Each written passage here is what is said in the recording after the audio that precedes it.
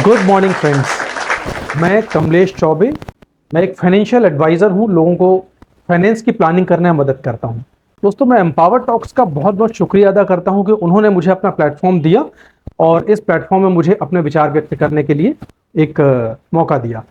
दोस्तों, मैं बताना चाहता हूँ कि हमारे इंडिया में सब लोग बहुत ज़्यादा मेहनत करते हैं, बड़ी मुश्किल से पैसा कमाते हैं, और जब पैसों को जमा करने की बारी आती है तो कई बार वो गलत फाइनेंशियल इंस्ट्रूमेंट, यानी कि गलत फाइनेंशियल व्हीकल भी आप कह सकते हैं, वो चुन लेते हैं। और उस वजह से होता यह है कि एक तो बड़ी मेहनत से पैसा कमाया और जब पैसे को जमा किया तो वो भी सही तरीके से ग्रो नहीं किया, तो कुल मिला के उनका नुकसान हो जाता है और बेचारी पूरी मेहनत वेस्ट हो जाती है। पैसा दिन दूना और रात चौगुना हो, हम लोग सुनते आए हैं बचपन से ये स्लोगन। तो दोस्तों, अगर मैं बात करूं तो इंडिया में कहां कहां लोग पैसा लगा सकते हैं। वो लाइफ इंश्योरेंस हो सकता है, सेविंग्स में एफडी हो सकता है, पोस्ट ऑफिस के प्रोडक्ट्स हो सकते हैं, पीपीएफ हो सकता है, पीएफ हो सकता है, एनपीएस हो सकता है, गोल्ड हो सकता है, सिल्वर हो सकता है, रियल एस्टेट हो सकता है, म्यूचुअल फंड शेयर हो सकता है। अब हम इन सारे इंस्ट्रूमेंट्स की यदि बात करें कि इसमें रेट ऑफ रिटर्न क्या है, रेट ऑफ रिटर्न की यदि हम बात करते हैं तो हम देखें कि ज़्यादातर जो भी इंस्ट्रूमेंट हैं वो 7-8% से ऊपर रिटर्न नहीं दे पाते, और यदि 7-8% से ज़्यादा वो रिटर्न नहीं दे पाते तो ये लगभग महंगाई के ही बराबर है। और यदि हमने ऐसे किसी फाइनेंशियल व्हीकल या फाइनेंशियल इंस्ट्रूमेंट में पैसा डाला जो महंगाई के बराबर या उससे कम का हमको रिटर्न्स देता है, यानी मैं अपने पैसे की पर्सनैलिटी को छोटा कर रहा हूँ, पैसे को छोटा कर रहा हूँ, डिग्रेड कर रहा हूँ अपने पैसे को।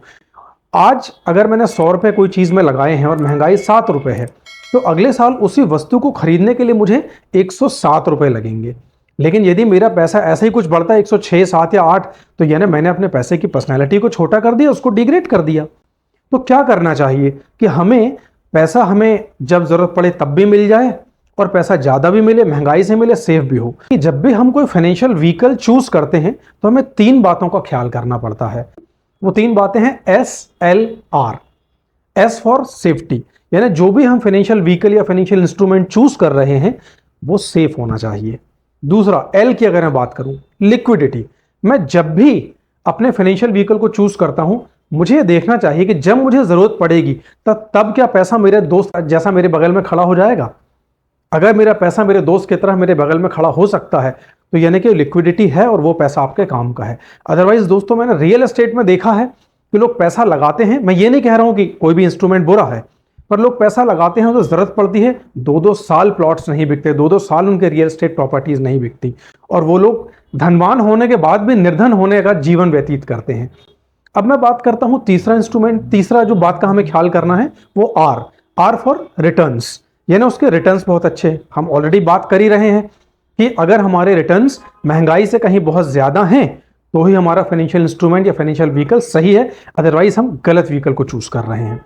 दोस्तों, सिंपल सी बात है, अगर एक व्यक्ति 6 किलोमीटर प्रति घंटे की रफ्तार से चलता है या दूसरा व्हीकल या व्यक्ति 7 किलोमीटर की रफ्तार से चलता है प्रति घंटा, और एक व्यक्ति 15 किलोमीटर प्रति घंटे की रफ्तार से चलता है, तो बेहतर है पहले कौन पहुंचेगा? पहले वही पहुंचेगा जो 15 किलोमीटर प्रति घंटे की रफ्तार से चल रहा है। वैसे ही यदि 15% के रिटर्न्स आपको मिलते हैं, ऑफकोर्स ये 6 और 7% से कहीं बहुत ज्यादा हैं, और जब कंपाउंडेड रिटर्न्स आते हैं तो कुछ सालों में लाखों को नहीं दोस्त, करोड़ों रुपए का अंतर आता है। बिलीव यू मी, मैं एग्जांपल आपको देता हूं 1000 रुपए पर मंथ का, ये कितने आगे जाता है। छोटा सा एग्जांपल है, 2 फ्रेंड्स हैं, ए और बी। अब ए जो है वो खर्च करने में बिलीव करता है, खाने उड़ाने में बिलीव करता है, यार एंजॉय करो, जिंदगी क्या है, मेरे फादर ने मेरे लिए नहीं जोड़ा, मैं भी नहीं जोड़ूंगा अपने बच्चों के लिए, क्या फर्क पड़ता है। लेकिन मैं आपको बताता हूं, आपको खुद के लिए जोड़ना है। क्यों? क्योंकि रिटायरमेंट तो सबका होना है जनाब, लेकिन जब 60 साल की उम्र आएगी, आप काम नहीं कर रहे होंगे, पैसे की जरूरत आपको उस समय ज्यादा होगी। यदि कोई व्यक्ति 20 साल की उम्र से 1000 रुपए प्रति वर्ष जोड़ना शुरू करता है, ए ने नहीं जोड़ा, बी ने शुरू कर दिया, अब 1000 प्रति माह जोड़ना शुरू किया। अब हम देखते हैं दोनों का रिटायरमेंट 60 साल की उम्र में होता है। अगर मैं 55 भी पकड़ूं तो 55 साल आते आते ए ने कुछ भी नहीं जोड़ा, वो अपनी लाइफ को एंजॉय करता रहा, खाता उड़ाता रहा, पार्टीज करता रहा अपने फ्रेंड्स के साथ में, और बी ने 1000 रुपये प्रति माह के हिसाब से जोड़ना जारी रखा। 55 साल की उम्र तक मात्र 4,20,000 ही जोड़ पाया बी, जो है 4,20,000। लेकिन जानते हैं 15% प्रति ईयर की दर से उसको ब्याज मिलता रहा, ये कंपाउंडेड होता रहा, ब्याज पे ब्याज मिलता रहा, प्रिंसिपल पे प्रिंसिपल बढ़ता गया, ब्याज पे ब्याज बढ़ता गया। जानते हैं 4,20,000 का कितना रुपए हो गया? बी ने 55 साल की उम्र को अटेन किया दोस्तों, 1.5 करोड़ रुपए से भी ज्यादा। और बस इसी तरह से अगले 5 साल उसने और सब्र किया, 60 साल तक जोड़ते रहा। अब 60 साल तक जो जोड़ा हुआ धन था वो तो मात्र 4,80,000 था, लेकिन जानते हैं अब उसके धन की वैल्यू क्या थी? वो 3 करोड़ से भी बहुत ज्यादा निकल चुका था दोस्तों। अब ए जो कि कुछ भी नहीं जोड़ रहा था, मात्र 1,000 रुपए की बात थी, उसने कुछ नहीं जोड़ा, ए के पास 0 पैसा है, बी के पास 3 करोड़ से ज्यादा। अब देखिए, मना करने वाले बहुत लोग मना करेंगे कि 3 करोड़ की वैल्यू 40 साल बाद क्या होगी? दोस्तों, अगर 3 करोड़ की वैल्यू 50 लाख के बराबर भी हुई तो आज भी 50 लाख वैल्यू रखता है कि नहीं? तो वैसे ही 3 करोड़ की वैल्यू होगी। और something is better than nothing. A के पास तो कुछ भी नहीं है ना, बी के पास तो आज 3 करोड़ से ज्यादा का धन है। अब यदि हम बात करेंगे 1,000 की, हमने छोटी सी बात की, भाई जोड़ने वालों के पास या कमाने वालों के पास बहुत ज्यादा धन भी होता है। यदि इसी धन को मैं 10,000 प्रति माह कर दूं तो जानते हैं 40 साल में कितना होगा? ये 30 करोड़ से भी ज्यादा। और यदि मैं बात करता हूं कोई व्यक्ति 30,000 रुपए जोड़ रहा हो प्रति माह, यानी कि 1,000 रुपए पर डे, तो जानते हैं ये धन कितना होने वाला अगले 40 सालों में? 90 करोड़ से भी ज्यादा। 1 अरब के पास पहुंचने वाला है आपका धन, अगर आप 30,000 की प्रति माह की दर से इस पैसे को जमा करते हैं। आपका 1,000 आपको करोड़पति बना सकता है, आपके 10,000 आपको 30 करोड़पति बना सकते हैं, और आपके 30,000 आपको लगभग 1 अरब के करीब पहुंचा सकते हैं, अरबपति बना सकते हैं दोस्तों। और मैं आपसे कहना चाहूंगा कि मना करने वाले लोग बहुत होंगे, लेकिन जो आपके अच्छे दोस्त हैं, जो आपको कहीं जोड़ने की सलाह देते हैं, उन दोस्तों का कहना मानिए। लोग तरह तरह के बहाने मारते हैं, अभी मार्केट ठीक नहीं है, जिंदगी तो बहुत है, अभी तो 20 साल की उम्र, अभी तो 25 साल की उम्र है।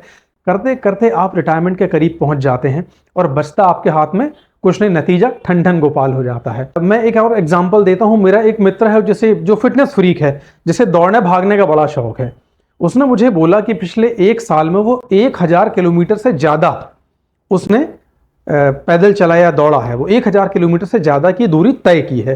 मुझे लगा 1,000 किलोमीटर से ज्यादा की दूरी का मतलब है लगभग ये दिल्ली से लेकर अहमदाबाद तक की दूरी है। ये कैसे संभव हो सकता है? कोई व्यक्ति पैदल इतना लंबा सफर कैसे तय करता है? तो जब मैंने 1,000 किलोमीटर को 365 दिनों से डिवाइड किया तो मुझे समझ में आया ये तो मात्र 2.5 से 3 किलोमीटर पर डे चलता था। तो दोस्तों, कंसिस्टेंसी एक बहुत बड़ा एग्जाम्पल है जो आपको बड़ी मंजिल तक लेके जाता है। छोटे छोटे से स्टेप्स रखते हैं। मैं बात कर रहा हूं, आप सही समझ रहे हैं, मैं बात कर रहा हूं म्यूचुअल फंड की SIP की। दोस्तों, 1,000 रुपए प्रति माह यदि आज से आप शुरू करते हैं, अगले 40 सालों में आपको ये करोड़पति या 3 करोड़पति से ज्यादा भी बनाने वाला है।